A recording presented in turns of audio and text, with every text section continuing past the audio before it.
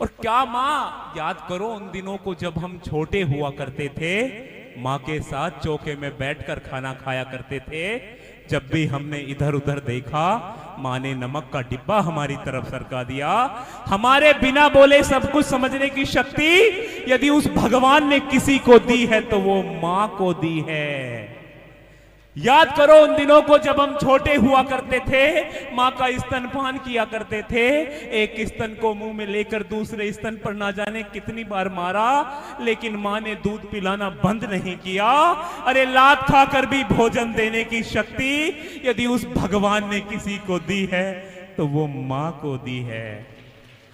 और हालात बदले तो कहां तक पहुंच गए हम लोग। एक माँ के दो बेटे थे, एक छोटे नीचे वाले माले पर रहता था, बड़ा बेटा ऊपर वाले माले पर रहता था।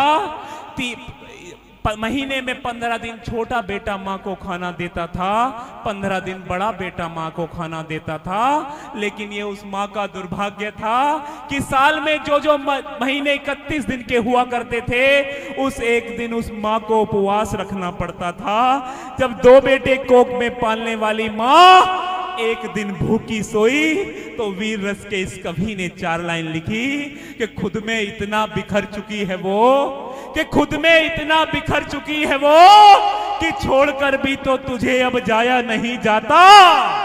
उम्र के आखिरी पड़ाव पे बेटा कह रहा है, मां मुझसे ये रिश्ता निभाया नहीं जाता। ये संस्कार बचे रहें, ये आधार बचे रहें। मैं अंत में बाबा की उस इच्छा को पूरी करता हूं जिस कविता के लिए उन्होंने बोला है। आचार्य जी, मैं आपका भी उस पर आशीर्वाद चाहता हूं। क्या मैं उसमें सार्थकता लिख पाया? आज हमारी बेटियों को कोई कुछ भी कह दे तो हमारी बेटियां खामोश हो जाती हैं, शांत हो जाती हैं। लेकिन मैं बताना चाहता हूं, एक ऐसी बेटी हमारे कुल में पैदा हुई थी जिसका नाम द्रौपदी था। आचार्य जी ने जरूर उसका वर्णन आपके सामने किया होगा, और नहीं तो आगे वो करेंगे अवश्य। मैं द्रौपदी पर एक कविता सुनाना चाहता हूं। समग्र लोगों से मैं आदेश चाहता हूं, एक बार तालियों से मुझे आदेश दो कि द्रौपदी कौन है और उसका चरितार्थ मैं यहां करना चाहता हूं कि अग्नि की लपटों से लपटी कौन थी द्रौपदी, कि अग्नि की लपटों में लिपटी वो धरती पे आई थी। राजा द्रुपद की बेटी खुद अग्नि की परछाई थी। अरे 5 पति थे उस देवी के, 5 ही बलशाली थे। स्वयं कन्हैया जिस बहना के रक्षक थे, रखवाली थे। इतिहास समूचा पढ़ लेना, सबसे मनहूस घड़ी थी जी, वही द्रौपदी राजसभा में आंसू लिए खड़ी थी जी। और सभा तो ऐसे ही सजी थी जैसे आप लोग बैठे हैं। और क्या हुआ वहां कि लज्जित हुआ गंगा का बेटा, लज्जित हुआ गंगा का बेटा, शीश गड़ा था धरती पर। 2 गुरुओं का समस्त ज्ञान भी आज पड़ा था धरती पर। अरे 5 पांडव नजर झुकाए बलहीन दिखाई देते थे। विदुर लिए आंखों में आंसू गमगीन दिखाई देते थे। अरे अंधा राजा पुत्र मोह में बिल्कुल ही झूल गया था, जब अपने कर्तव्य को सिंहासन भूल गया था। अरे घर की इज्जत घर वालों के सम्मुख आज खड़ी थी जी, वही द्रौपदी राजसभा में आंसू लिए खड़ी थी जी। और क्या हुआ, महिलाओं का केस को हाथ लगाना अपमान है, इससे बड़ा पाप नहीं है। लेकिन यह अपमान उस राजसभा में भी हुआ जब दुर्योधन ने कहा, हे दुशासन जाओ और उस महिला को खींच करके लाओ। क्या हुआ कि केश पकड़, मेरे साथ यात्रा करना सब लोग, वहां पहुंचना उस राजसभा में, कि केश पकड़ अपनी भाभी के दुशासन खींच रहा था। केश पकड़ अपनी भाभी के दुशासन खींच रहा था।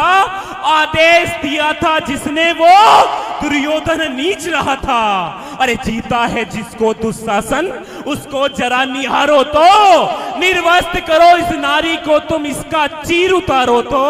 अरे झुकी हुई नजरों में तीर देखना है मुझको, और घमंडी आंखों में अब नीर देखना है मुझको। और सुन करके अंधे का अंधा आंखें बहुत चढ़ी थी जी, वही द्रौपदी राजसभा में आंसू लिए खड़ी थी जी। मेरी विदाई की भी तालियां इस पर देना, मैं अंतिम पड़ाव में हूं उस कविता के। महिला की ताकत क्या है? द्रौपदी कोई सामान्य महिला नहीं थी कि कोई भी उसको छू ले, लेकिन फिर भी वो ताकत क्या है? वो ताकत मैं बताता हूं। आग लगी थी मन के भीतर। द्रौपदी की ताकत क्या थी? कि आग लगी थी मन के भीतर, बेशक घनघोर नहीं थी। जितना सारे समझ रहे थे उतना कमजोर नहीं थी। अरे धृष्टद्युम्न भाई जिसका आकर के अड़ सकता था, चक्र सुदर्शन धारी से कौन भला लड़ सकता था? अरे वाणी की लपटों से उसने सबके सब धिक्कारे थे। धर्मराज से पितामह तक सब शब्दों से हारे थे। सब वीरों पर कायरता की कालिक आज चढ़ी थी जी। वही द्रौपदी राजसभा में आंसू लिए खड़ी थी। मैं पुनः इन भागवत करने वाले परिवार को मैं बहुत शुभकामनाएं देता हूं और व्यास पीठिका को पुनः नमन करता हूं। आप सबका आभार प्रकट करता हूं। बहुत बहुत धन्यवाद। लिसियापत रामचंद्र भगवान की। बहुत अच्छे हमारे भैया।